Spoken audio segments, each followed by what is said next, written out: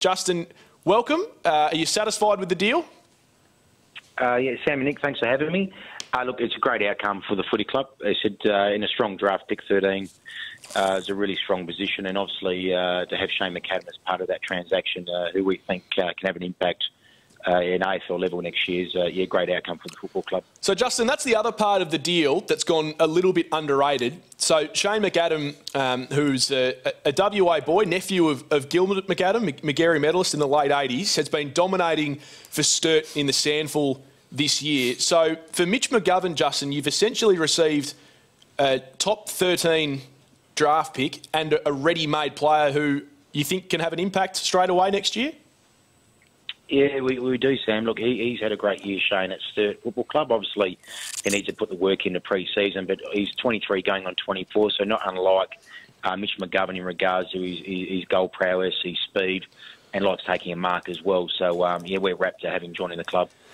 Justin, you get picked 13. Have you already had the conversation, or prior to this, knowing that this has been on the table for quite a while, McGovern leaving, to somehow package that up and move up higher in the draft? Yeah, now I think we're just got to be careful on managing expectations there. Obviously, we do hold a very strong hand with 8, 13, 16 and 21.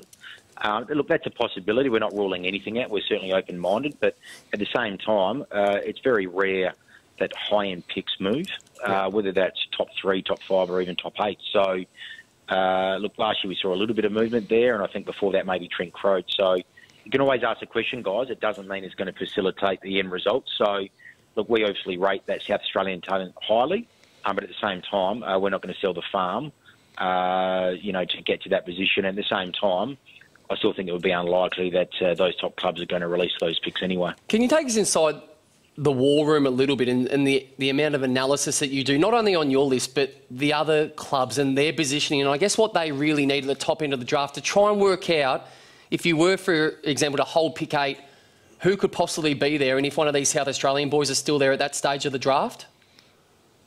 Yeah, look, it's an ongoing process, so it's not just the work that's been done of, the last week or two. It's, work from really when these kids come through the under-16s. So you start, I guess, measuring where these kids land and what type of talent's coming through from the 16s over the last 3 years to land in this draft this year. And obviously then we position that from an order point of view and then, I guess, from a positional point of view. So obviously we have our certain needs and have certain depth charting, and then we look at every other clubs and what their needs are and I guess where they're at in their cycle, I guess, from a list point of view, whether that's a rebuild or whether they're trying to add some mature age talent or whether they're trying to go up in the draft or out in the draft, depending on NGA or father-son. So I guess the analysis on your own list is just as thorough on the other 17 clubs as well.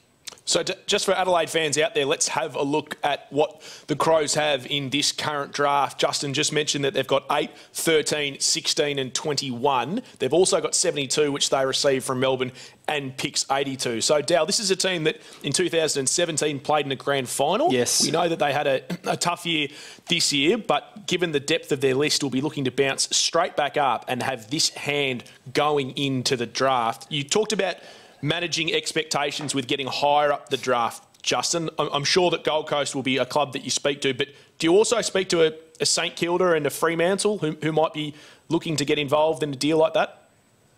Yeah, we obviously have ongoing conversations with a lot of those clubs. There's probably a lot happening around us, I guess, in those picks ahead of us. So, and obviously now with the live trading on draft night, but also we can swap picks after the trade period itself up into the 16th of November, there's a fair bit of time just to work through that and see what that position looks like. So we'll sit back and just see what happens around us. And then obviously we'll have ongoing conversations with those clubs ahead of us as well. Can I ask you about your ruck division? Obviously Sam Jacobs has been there for quite a while now. What a superb pickup that was from the Blues a little while ago. Where do you see the depth in your ruck, but also, I guess, in the modern game with what we saw with West Coast a couple of weeks ago with the 2 ruckmen? How do you see that playing out for the Crows in particular? We've obviously had Sam Jacobs and Josh Jenkins playing that dual role, with obviously Josh playing forward and having some time in the ruck. So it was probably about a 80-20, 90-10 split.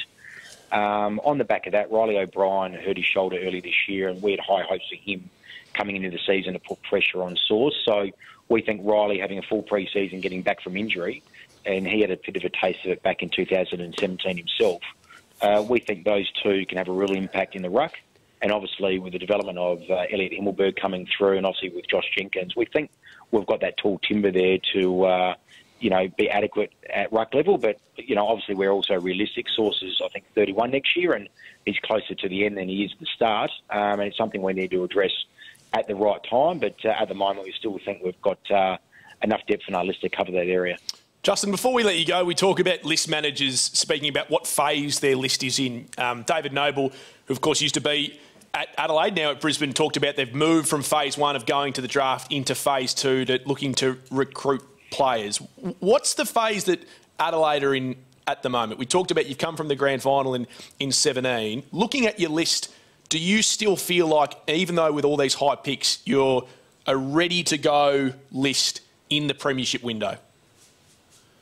Yeah, Sam, it's an interesting question. I think the Adelaide Footy Club's never bottomed out, so we want to stay relevant, whether it's the current year or in years to come. So I guess from a list management point of view, always going to have a short, medium, long-term approach. But we made a conscious decision to invest in our list, and we've had 18 players re-sign with the football club this year.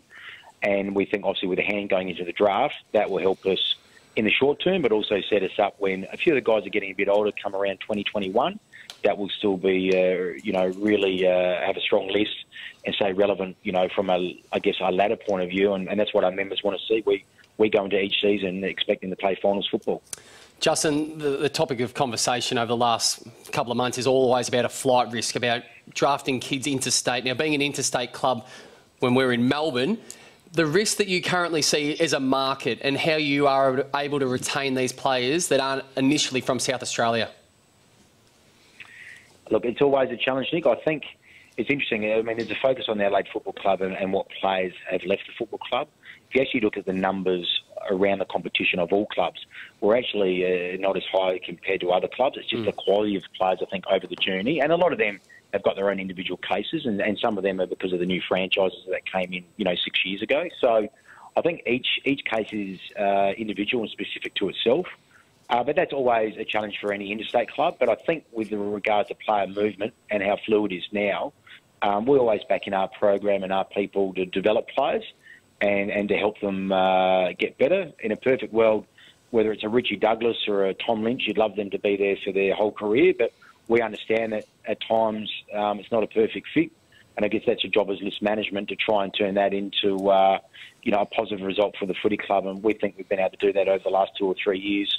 With some of the trades and then some of the players that we've been able to develop and come through, like a Tommy Douday and a Wayne Miller and those likes. Justin, congratulations on getting pick 13. Good luck for the rest of the trade period. Appreciate your time. Thanks, guys. Cheers.